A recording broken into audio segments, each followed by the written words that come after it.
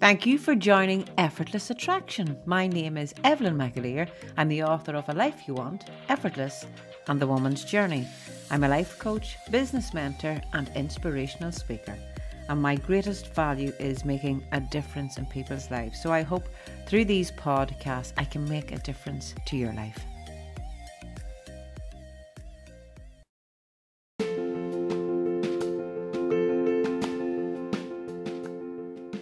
I want to thank you for your continued support to Effortless Attraction podcast. I want to thank my paid subscribers. You make a difference to my work and to my life. And I hope through these podcasts, my mission is to make a difference to the lives of others. But with your help and subscription of £1.99 per month, you really do help support this work. If you'd like to become a paid subscriber, you will find the link in the main profile. Thank you so much.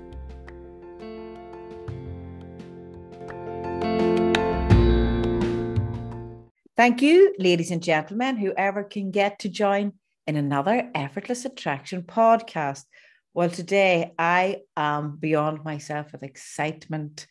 I am speaking to a wonderful lady, Sharon McNulty. Her business is Joyful Spaces, and I'm going to read out a wee snippet about Sharon here, and then I'll let her talk a bit about herself. So Sharon McNulty is a professional business organizer, a best-selling Irish Times and Amazon co-author, and the founder of Joyful Spaces. She's on a mission to help you achieve an organised, effective, efficient and productive workplace. Sharon is one of Europe's leading KonMari consultants, trained by the Japanese tidying guru, Marie Kondo, and she creates organised and streamlined workspaces for clients around the world. Sharon explains her service is not just about moving physical clutter, it's as much about the mental clutter that accompanies it. She provides workshops and seminars on team building and employee well-being days, and has created a range of online courses for those clients wishing to roll up their sleeves and do it themselves. Oh, Sharon, I have my sleeves rolled up, and I'm dying to get into this. You are most welcome today. Oh, Evelyn, thank you so much. And thank you for inviting me on. It is just a pleasure to talk about this. I love it. Well, I'm going to take it step by step. I'm not going to race ahead of myself. Tell me, I know a wee bit about, because I have been looking at some of your stuff online there. What took you down this avenue? Oh, I had no intention whatsoever of coming into this profession. I really didn't. I didn't even know it was a profession way back, say, 10 years ago. But at the moment, as you say, I'm a KonMari consultant. And that is a professional organizer who's trained by Marie Kondo, the Japanese tidying expert, who has a couple of shows on Netflix. So I have clients all around the world. I'm award-winning. I am the highest level master certified consultant now, and I have clients all over the world. And whenever I come home, Evelyn, my home has the most beautiful energy. It's neat, it's orderly, and it sits beautifully. There's no looking after it. I love it. But if I was to take you back 10 years or so, life for me was very different. I had a 31-year career in the NHS. I was a midwife for 20 odd of those years, and then latterly a health visitor for about 10. And as I say, no intention of changing, but I was a single mum to 3 children, and I was struggling to keep on top of my home. So I was working full time. I was rearing 3 children, and I was really trying hard to keep on top of my home. It was a large home, and I spent my time moving my stuff from one place to the other. And in my mind, I was tidying it. And that's all I thought I was doing. But I knew that I couldn't go on. I was burning out, and I knew I couldn't keep going that way. And what happened was I came upon a book. Now, we know nothing happens by accident. I needed to have that book at that time. And it was called The Life-Changing Magic of Tidying Up by Marie Kondo. Well, I put what she said into action. She told me to tidy my home once and for all, and you'd never need to do it again. And I remember thinking, there's no way that this is true. That's such a clever way of selling a book. There's no way it's true. But I was at a stage in life I needed to change. I just knew I couldn't go on. So I said, right, I'm going to put it into action. Quite cynical about parts of it. And I thought, no, this can't be right. But I thought, right, okay, I'm going to do the bits that I want to do. Well, I have to tell you, from the very first session, I read it in a full day, actually. And from the very first session that I did, I knew that this was going to transform my life. So much so that I completed my entire home. And life changed for me. It was day and night. And I knew it was something special. So I asked my friends, would they mind if I helped them tidy theirs? And of course, they loved it. They said, yeah, come on. Come on. Yeah. And they were so good. But I wanted their feedback. I wanted to know, was it just me? But it wasn't just me. So I came upon a course by Marie Kondo on how to train to be a consultant. Again, I'd never, ever heard of becoming a professional organizer. 10 years ago, it just wasn't a thing in my world. But I knew that this was something special and I had to share it. So I went away to London and was trained as a professional organizer. And thanks to my fabulous clients now, I am master certified, as I say. So I'm one of the highest consultants in Europe. Because what we do is different. It's not just about moving the stuff, because you and I know it's not the stuff that annoys people. It's the effect that it has on the stuff. It's the stuff has in us. It's the reasons we're keeping it, the reasons we can't let it go. So I now travel all over the world and I'm loving every single moment of it. And you had mentioned in your introduction about me being a best-selling co-author. I knew the effect that it had on me. I had to look into it deeper. So I did loads of research, and that's what I wrote my chapter on. And it was about the effects that clutter, mess, disorganization have on us and how to move out of that.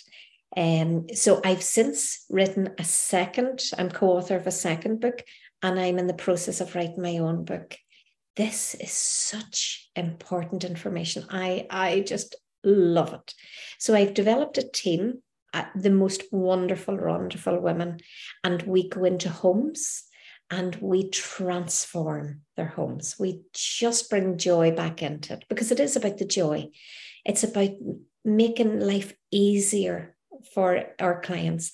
And from that, I realized businesses really don't realize the effects that disorganization is having on them in every aspect of the business.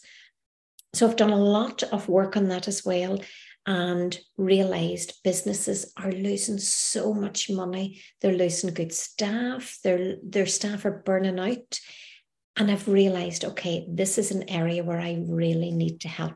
And that's how I've come to be in businesses at the moment, because I believe that every business should be joyful. It should be efficient, organized, and their processes should be streamlined. It doesn't matter how big or how small they are. It shouldn't be stressful. The environment shouldn't be stressful. And that's where I come in. I can't take away the stress of their clients or their day-to-day, but what I can do is equip them with the tools so that they're well ready for the ordinary stresses of their work. Well, there you go. And I can hear it in your voice, the passion for what it is that you do. Yeah. When I did work with a lot of women, and we say it's sort of bred into us or trained into us, the cleaning of the house. Mm-hmm. And in the day, there was brass, there was mm-hmm. ornaments, there was stuff. Yeah, yeah. And there was days and days of cleaning. And you would have felt guilty about the sitting down mm-hmm. and think, even, I tell you, whenever I had my first child, and the house didn't even need cleaned, if someone come in and caught me sitting down, I felt guilty with that. But now I think I'm cured, because I just keep saying, my house is such a great house, it cleans itself. Let's go on to the mental clutter. Sharon, I always believe that what is in us, you show me your life, and actually perhaps people don't need to tell you what's going on inside them, but you would get a good insight into people's minds by just seeing in their homes, in their office space, in their car even, what's taking place in their mind. Oh, how true. Our environment is a mirror for what's going on in our mind. So as people look around them today, they will know how their mind is processing things, how overwhelmed they are, how stressed they are. Their environment shows it. They absolutely show it. And I suppose it's the chicken and egg, really. What happens is whenever and life's busy. Now, this isn't about perfection. I must say this. I'm not about perfection. I don't want it. It's hard to keep. And I just want for my clients a home that works, a business that flows, and to take that bit of stress away. So it's not about minimalism, but it's about bringing joy around. And what happens is whenever we're in amidst mess and disorganization, and whenever we think of clutter, a lot of people think it's hoard and so it doesn't affect them. But this is the day-to-day, ordinary stuff that we have around us that's just that has no place to go. It's just sat there. And what happens is our brain has to multitask, and every item that it sees in its vision, our brain tries to do something with. So if we're sitting in the midst of a cluttered environment, our brain is multitasking at some rate, and it's trying to do all these different jobs. Now, even though we're just looking at it, you can imagine the concentration isn't there. We can't focus on anything. Our mind is flittering from one thing to the next, to the next, to the next. And therefore, especially within your working environment, if you're sitting amidst clutter, a messy desk, say, you will never be able to focus on the things that you really need to focus on. I know it's creative, and a lot of people would say, my work flows beautifully this way, but it really isn't having a good impact on your focus, your concentration. And you will find by just clearing your desk alone, that will increase your efficiency, your productivity, and even your motivation for being there. So in amidst the messy environment, it just, we really struggle in it. And thinking from a well-being point of view, even, what happens is, again, the clutter affects our cortisol levels. And you'll know the cortisol is the stress hormone. And we want a bit of that because that's the bit that gets us up in the morning and gets us moving. But we don't want the levels that we currently have. So the stress hormone cortisol is raised. And if you think that's the fight, the flight, or the freeze. And so what happens is if it's raised for long periods, it affects us physically. So it really affects us physically, physiologically, and in every part of our day-to-day life. So that's leaving us susceptible for immune difficulties. And they've done a lot of research on this. They've done brain scans on this. They've really put the research into proving what effect clutter has. And they've realized that with stress hormones so high, we're actually making ourselves poorly. So both physically, emotionally, it's really having an impact. Everybody knows how we feel whenever we go into that messy room. Your heart sinks. You feel anxious. It can lead to depression. And again, all the research is showing us that it's having such a bad effect on us day to day. And if, again, as an employer, you have a messy environment, your employees are likely then to be taking time off sick.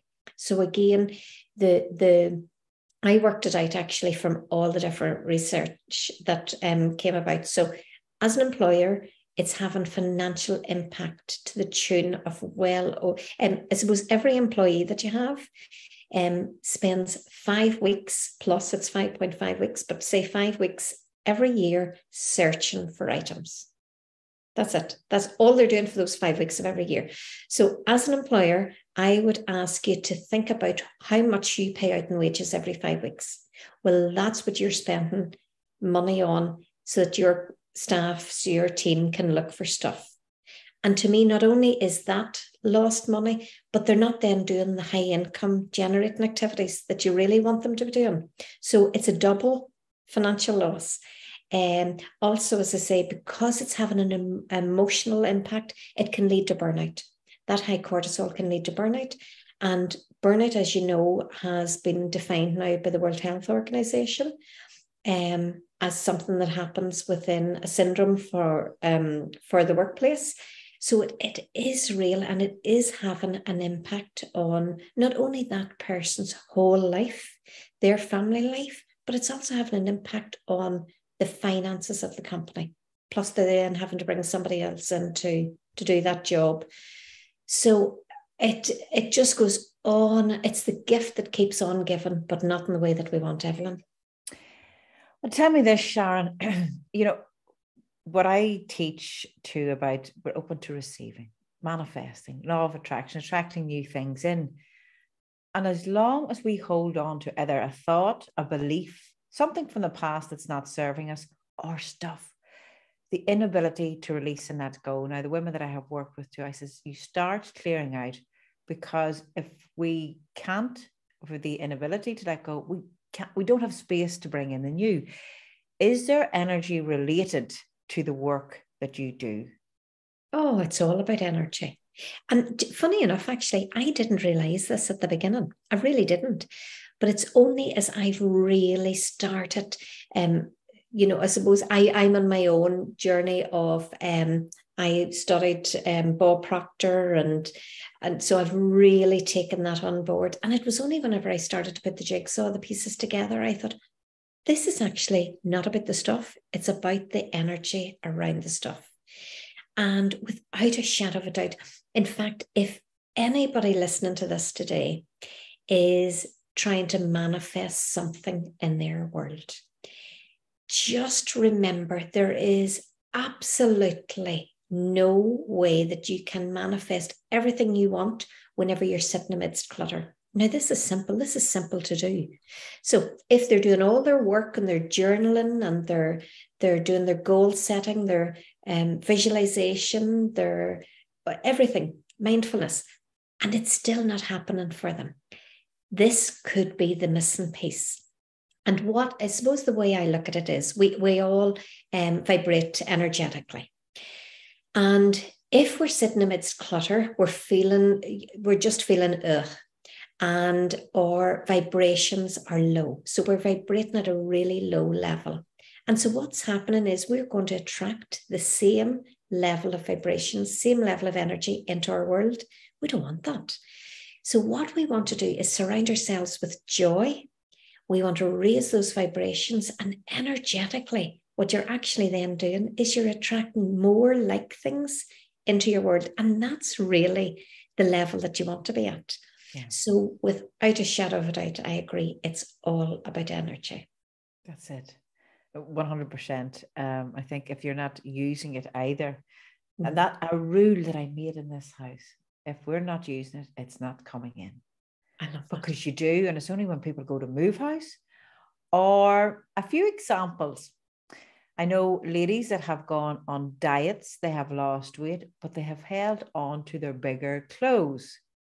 Well, hold on to them. You might get more use, because we are afraid to let what if, the inability to release and let go. I just find it fascinating and love all this. So the other day I was telling a lady you were coming on, and I actually hadn't heard of Marie Kondo, but I'd heard of the whole organization space.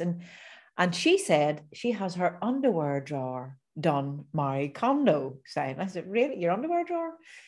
But she says, Evelyn, if you come into my living room, you wouldn't get a seat. Yeah. So tell me about the organization and the underwear drawer. I told her don't tell me. I'm intrigued to hear this. Yeah, that sparks joy for me, because this lady is absolutely right. So you think of your underwear, you wear it closest to your body. So every time this woman goes into her underwear drawer, her heart's going to skip a beat. She's going to love it. So what we do what we do for everything is, again, as I say, it's about joy, bringing joy into your world. And whenever you open your wardrobe, your heart should skip a beat, because that's all your beautiful stuff. So your heart should skip a beat and you should think, I can't wait to wear that and have great memories for that. And so you go through every item whenever it's done. Whenever it's done. So this woman is absolutely right in that just simply by organizing her bras and her pants in a beautiful, beautiful way, she's then, I suppose, creating joy in that space. So when she opens that drawer, she's going to love to pick out whatever bra she's wearing that day or whatever pants. And again, it's those wee bits that really get my clients excited. And let me tell you, I had, whenever lockdown was here, I couldn't go into homes, of course. So I was doing everything over Zoom. And I had a fabulous session with a girl, and she was wanting to bring love into her life. Okay. So we were creating space in her home for her partner to be. And she started the session off by saying, Sharon, I hate all my clothes. Hate them. There's not one thing I want to keep. And she was nervous of letting her clothes go because she says, I'll have nothing left. So we started in a way, and I worked through a methodical way. And as 2 hours into the session, all of a sudden she was hanging her dresses back up. The dresses were her things. So she was hanging her dresses back up. And she stopped midway as she was putting a dress on her reel. She just had a reel in her bedroom. And I thought she'd frozen. You know the way Zoom sometimes freezes. And all of a sudden, so I said nothing. And all of a sudden she turned around to me and she says, oh, Sharon, I feel like I'm in a boutique and I'm looking at all my beautiful clothes. They're mine. But I feel as though I'm in a boutique. And for me, that was exactly what KonMari is about. That's exactly what I do. So I feel it's about embracing the beauty that's already there. But we can't see the beauty whenever the pants are all jumbled up in a drawer or whenever the bras are all just thrown in. What we want to do is appreciate the beautiful things that we have, and therefore we're going to look after them. And we want to showcase them. We want to wear them. We're not going to save them for a good occasion. And that's what that lady's on about. So that's a really good start, organising that part of her room and her bedroom. And now just moving on to the next stage. So she's got it right. Good. But she'll be all delighted, I must tell her now, that her wee story has enlightened me in somewhat today. As you said, it's not about minimalistic living, because everyday life, the kids are about, there's probably in most houses a designated room as a toy room. Mm-hmm. Most houses, there's the toy, and everything is true in. It's that homely feel, Sharon. You know, when you walk into a house and it feels like a home, and then there are other houses that you could walk into where there's very little sitting about and it feels cold. Yeah, that's right. So for parents, and I'd say most who would be listening to this here are getting from this, it'll probably be mostly women wanting to keep their house, that what would be the top tips that you could give someone today? And I know you have online workshops. Jump over onto Instagram. We're going to give out all the details after to assist you, because it's probably one of the things we keep. I'll do it tomorrow. Mañana. Top tips on how do I even make a start at this? And yes, I do want to walk into my house and think, oh, I love coming home. Yeah. Such a good question, actually. So anyone that has children, what I would suggest you do is please don't start with the toy room. The toy room seems to be the place in the house that is just chaotic. And again, they did research with children, 4-year-olds, and they looked at the same group of 4-year-olds and they put them into a chaotic, messy, and ordinary toy room that most people have.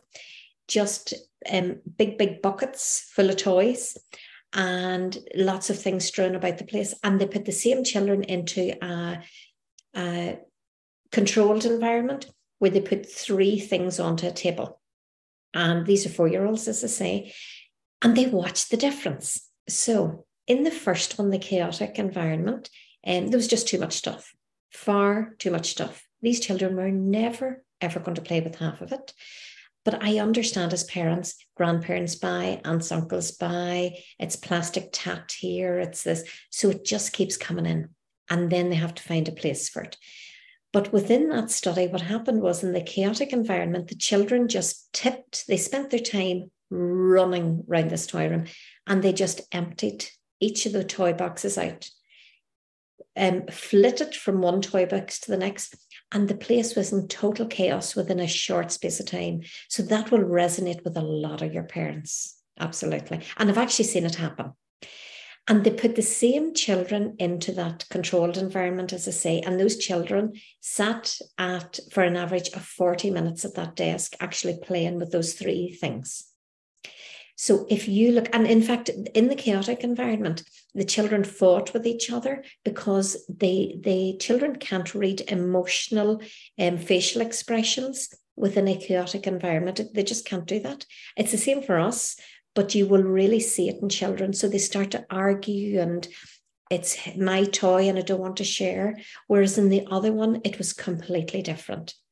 So what I would suggest you do is, if your children are 3 or over, you get them involved in this process, and you certainly don't start with their toys, because toys to them are special. They're sentimental. And of course, if you're going to start with their toys, they're going to want to keep every last one of them.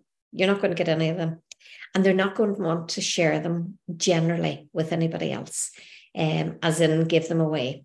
So you'll get a huge resistance. So within that toy room, what I would suggest you do is start with your children's bedroom and explain to them that it's all about surrounding themselves with joy. And what we're actually doing is this is so many layers in it, because we're showing children that it's good to bring joy into their world so that they get the vibrations, their energy up. It's good to surround themselves and use beautiful things because they deserve it. And within this process, you're actually teaching them life skills. I find a lot of adults, myself included, I didn't know how to tidy. I didn't know how to make decisions. I would have made the wrong decisions. But you're finding whenever they're helping decide what they want to keep and let go of, they're making lots and lots of small decisions when it doesn't really matter. So they're getting confident in their decision-making skills at a very young age. And because they're going to keep the beautiful things in their life, what's going to happen is they're going to look after them. You're then going to help them create a home for everything. And what's going to happen is they're going to put it back. I even show children how to fold. We fold a specific way so that you can see it properly. It's called file folding.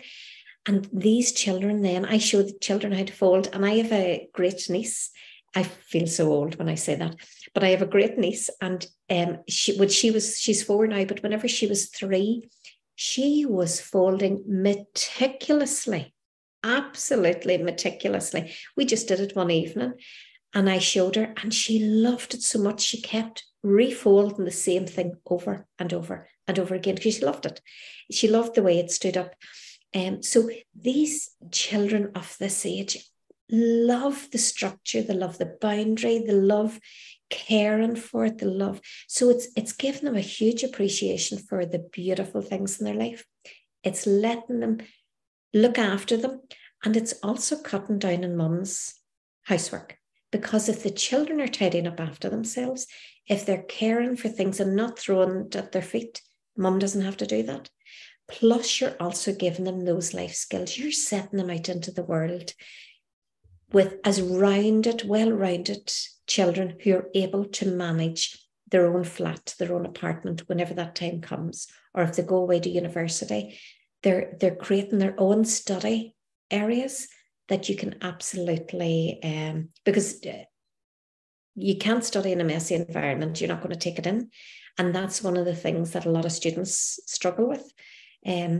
So that's where I would start as a parent. Start with their bedroom, create joy around them, and then and only then, whenever the entire bedroom's done, then move on to the toy room. I probably should have known all this stuff ages ago whenever I had a toy room. Imagine a full room dedicated to toys. Mm-hmm. Yeah, it's amazing. And there's no need, as you said, there's no need. There is. It's kind of ridiculous, isn't it? Really, and we do it. We fall into that. Okay, and you know what? Eve, everyone falls, or the majority of us fall into it because life just happens and people buy and well-meaning people. And your sister-in-law will give you 2 big bin bags full of these toys that she's so glad to be handing over. Yeah, I gets rid of it. Oh, totally. You know what? I was moving house here. I don't know whether my brother listens to my podcast or not, but what I had from my mother was a box of photographs, a huge, over the years from the 70s onwards, where you could physically flick the page over. But I knew if I'm taking that to my new house, that's taking up space. There's energy in that.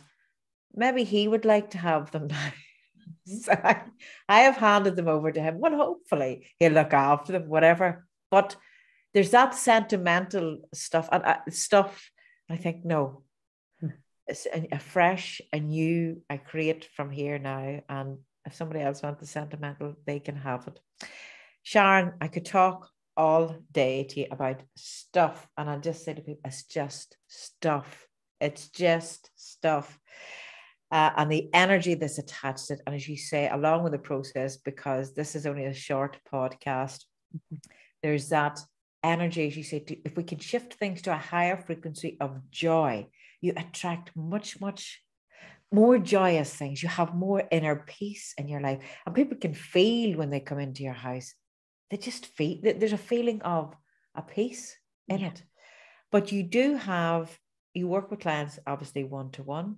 You have online courses. And I also see there's a free downloadable worksheet. I've my investigations all done. And to help people get along. Now you're on Instagram and it's under Joy Spaces. Joyful Spaces, yeah. Joyful Spaces. Mm-hmm. Yeah, I want to get that right. Just even if you type in Sharon McNulty, it'll bring you to it. Yeah. Is that the most common place where people will get you, Sharon? Instagram actually is, and I suppose because people can see it's very visual. Yeah. Facebook now, I've recently rebranded to Joyful Spaces. I used to be Serenity Sparks Joy, so I've recently rebranded, but Facebook haven't allowed me to change to Joyful Spaces just yet. So I'm working on it. So anybody on Facebook, then just go for Sparks Joyful Spaces now, and 100% you'll find me. Great. And I give a free 30-minute transformation call for either your home or your business. And it's to have a look at what every area in your home is really challenging to you, just to see, is there anything we can do to help you move forward? Great. I might put my new husband, Jim, in contact with you, because the only room I don't go into is his office. Yeah, he's creative, is he? All his video gear and stuff sitting about, his useful stuff. Sharon, thank you so much for your time today. And thank you, ladies and gentlemen, whoever got to tune in.